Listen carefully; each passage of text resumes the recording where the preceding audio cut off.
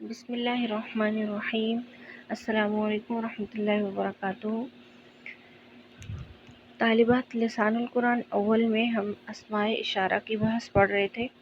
ہم نے اسماء اشارہ قریب پڑھے، پھر اسماء اشارہ بعید پڑھے، اس کے بعد ہم نے مرکب اشاری پڑھا،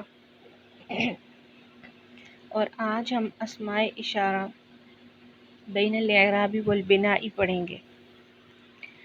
اسے شروع کرنے سے پہلے میں آپ کو دو اصطلاحات بتا دوں، معرب اور مبنی۔ معرب اسے کہتے ہیں جو مختلف اعرابی حالتوں میں اپنی شکل بدلتے رہتے ہیں، وہ معرب کہلاتے ہیں۔ جو مختلف اعرابی حالتوں میں اپنی شکل بدلتے رہتے ہیں وہ معرب کہلاتے ہیں، اور جو اپنی شکل نہیں بدلتے اسے مبنی کہتے ہیں۔ جیسے اب ہم پڑھیں گے اسماء اشارہ مبنی ہیں، یہ اپنی شکل نہیں بدلتے، حالت نصبی میں، رفعی میں، جری میں، یہ تینوں حالتوں میں یکساں رہتے ہیں، اپنی شکل نہیں بدلتے سوائے دو اسماء اشارہ کے۔ شرح و تفصیل پڑھنے سے پہلے امثلہ دیکھ لیجئے۔ امثلہ ہے مرفوع، اوپر ہیڈنگ ہے مرفوع۔ نمبر 1، ھذا الکتاب۔ یہاں ھذا مرفوع واقع ہوا ہے، کس طرح؟ یہاں ھذا مبتدا ہے اور کتاب، ھذا اسم اشارہ اور الکتاب مشار الیہ، اشارہ اور مشار الیہ مل کر مبتدا، اور آپ کو معلوم ہے کہ مبتدا ہمیشہ مرفوع ہوتا ہے، تو یہاں ھذا حالت رفعی میں واقع ہوا، لیکن یہاں اس پر رفع کی علامت موجود نہیں ہے چونکہ یہ مبنی ہے اور یہ اسی حالت میں رہتا ہے۔ منصوب ہونے کی حالت دیکھیے ھذا کی۔ نمبر 2 ہے قرأت ھذا الکتاب۔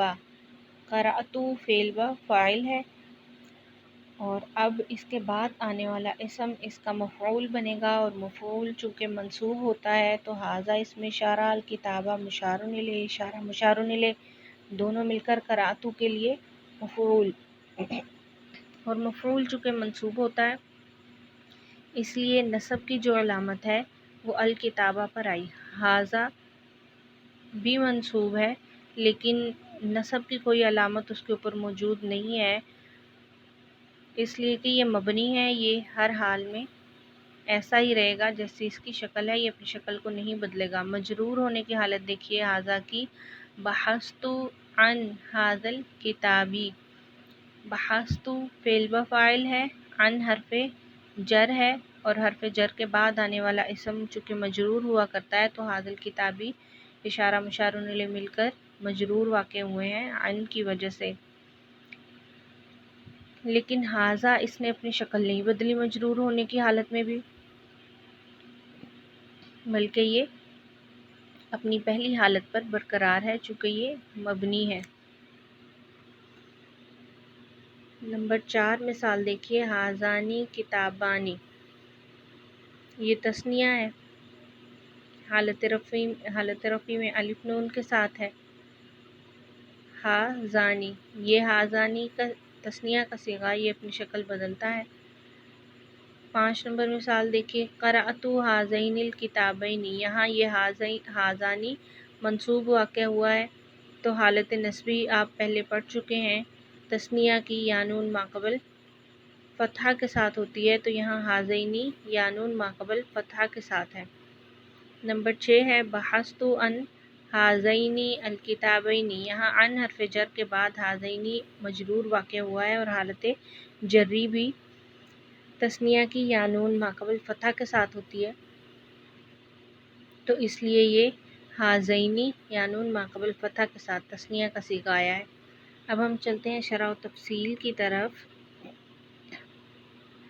شرح و تفصیل، جملہ نمبر 1 میں اسم اشارہ ھذا مبتدا واقع ہوا۔ جملہ نمبر 1 دیکھیے ھذا اسم اشارہ مبتدا واقع ہوا ہے، اسے قاعدہ کے اعتبار سے مرفوع ہونا چاہیے تھا، لیکن رفع کی کوئی علامت اس پر ظاہر نہیں ہے۔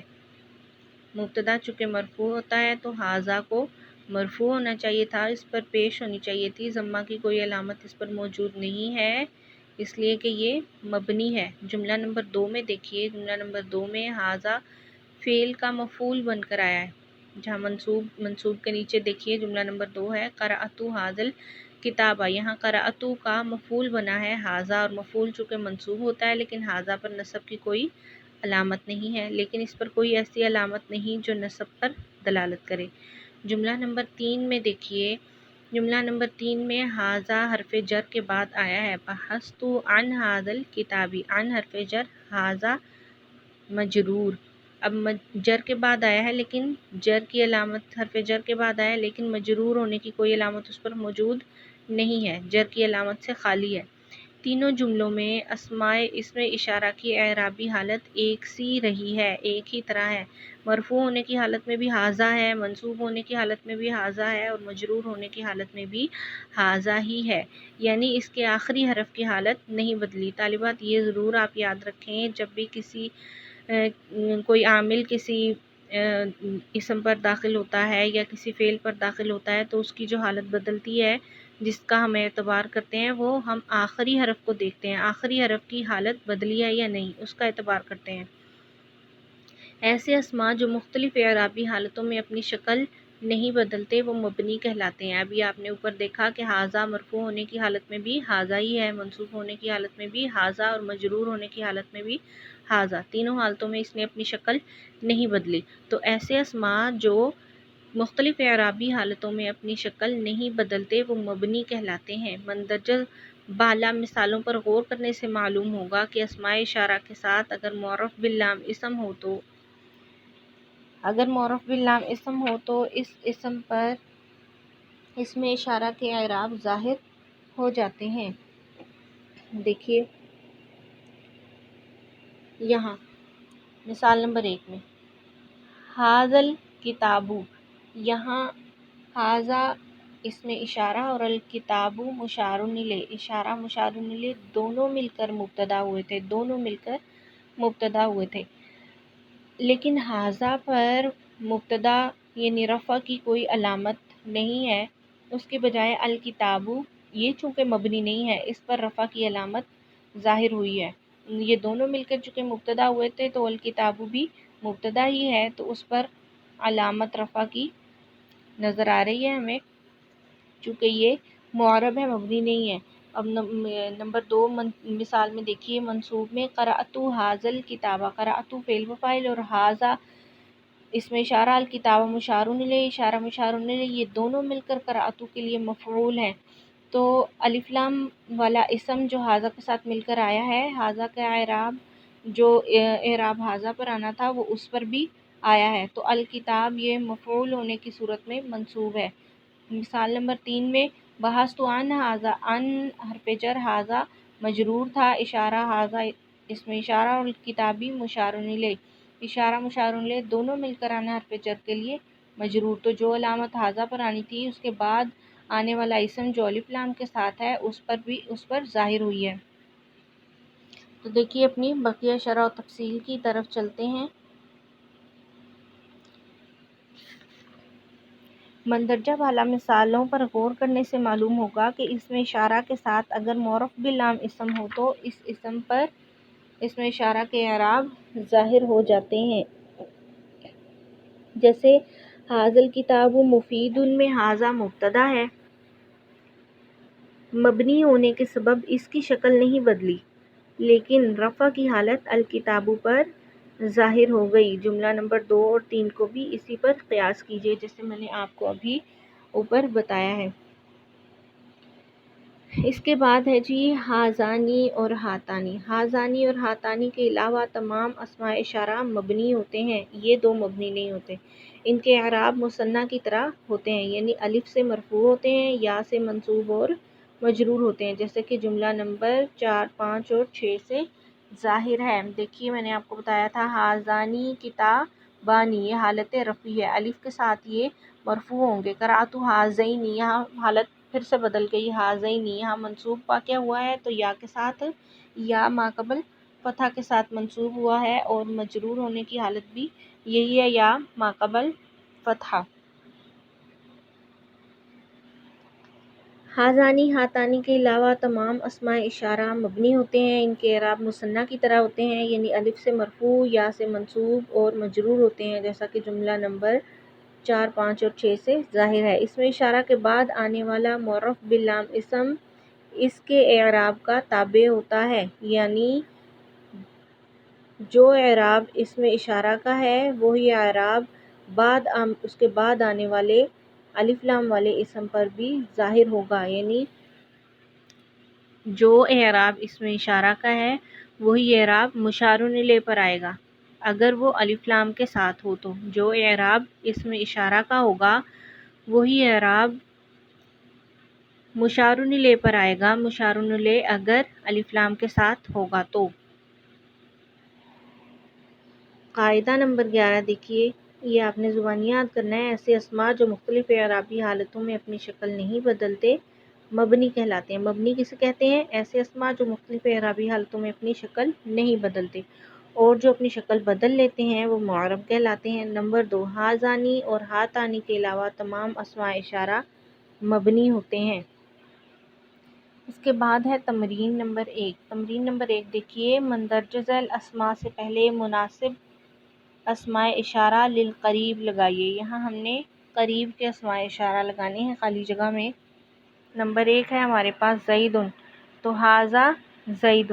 نمبر 2 ہے ام چونکہ مؤنث ہے تو اسم اشارہ مؤنث کا قریب کے لیے کیا آئے گا؟ ھذہ ام۔ رجال، یہ جمع ہے، جمع مذکر، تو اسم اشارہ قریب جمع مذکر کے لیے کیا آئے گا؟ ھؤلاء رجال۔ نمبر 4 ہے ہمارے پاس امانی۔ امانی یہ مؤنث ہے اور تثنیہ ہے، اس کے ساتھ کیا آئے گا قریب کا اسم اشارہ؟ ہاتانی۔ ماء، ھذا ماء۔ شاء، ھذا شاء۔ ارض یہ مؤنث ہے، مؤنث سماعی ہے ارض، تو اس کے لیے مؤنث کا اسم اشارہ استعمال ہوگا ھذہ ارض۔ حافلۃ یہ مؤنث ہے، اس کے آگے گولتا موجود ہے، یہ مؤنث کی علامت ہے، تو ھذہ حافلۃ۔ اس کے بعد ہے ہمارے پاس نمبر 9، کأس۔ کأس مفرد ہے اور مذکر ہے، تو ھذا کأس۔ سرر، سرر جمع ہے سریر کی، چارپائیاں، سرر۔ تو آپ پیچھے پڑھ چکے ہیں کہ غیر عاقل اشیاء کی جمع کے لیے ہم اسم اشارہ مفرد مؤنث لے کر آئیں گے، غیر عاقل اشیاء کی جمع کے لیے اسم اشارہ مفرد مؤنث لے کر آئیں گے، مفرد مؤنث اسم اشارہ استعمال ہوگا۔ سرر یہ غیر عاقل کی جمع ہے تو اس کے لیے اسم اشارہ لے کر آئیں گے ھذہ، ھذہ سرر۔ جمیلۃ یہ مفرد مؤنث ہے، ھذہ جمیلۃ۔ فراش، ھذا فراش۔ جی، جملہ نمبر 13 ہے کتاب، تو اس کا ہم جملہ بنائیں گے، اس میں اشارہ لگائیں گے ھذا کتاب۔ نساء یہ جمع مؤنث ہے تو قریب کا اس میں اشارہ لے کے آئیں گے ھؤلاء نساء۔ کرتانی، کرتانی دو گیند، یہ تثنیہ کا صیغہ ہے اور مذکر ہے، اس کے لیے ہم استعمال کریں گے ھاتانی، ھاتانی کرتانی۔ اسی طرح اقلام یہ غیر ذوی العقول کی جمع ہے تو اس کے لیے مفرد مؤنث اس میں اشارہ استعمال کریں گے ھذہ اقلام۔ نمبر 13، نمبر 17، ستائر، ستائر پردے، یہ بھی غیر عاقل کی جمع ہے تو اس کے لیے مفرد مؤنث اس میں اشارہ لائیں گے ھذہ ستائر۔ غرف، غرفۃ کی جمع ہے، غیر عاقل کی جمع ہے غرف، تو اس کے لیے مفرد مؤنث اس میں اشارہ لائیں گے ھذہ غرف۔ وسادۃ یہ مفرد مؤنث ہے، مفرد مؤنث ہے، اس کے لیے بھی مفرد مؤنث اس میں اشارہ ھذہ وسادۃ۔ عقلاء یہ جمع ہے، اس کے لیے جمع کا اس میں اشارہ قریب کا استعمال کریں گے ھؤلاء عقلاء۔ طالبات میں نے تمرین نمبر 1 کے 20 جملے آپ کو کرا دیے ہیں، باقی آپ خود کرنے کی کوشش کریں اور اس کی مشق کریں۔ انشاءاللہ کل ہم تمرین نمبر 2 سے شروع کریں گے۔ السلام علیکم ورحمۃ اللہ۔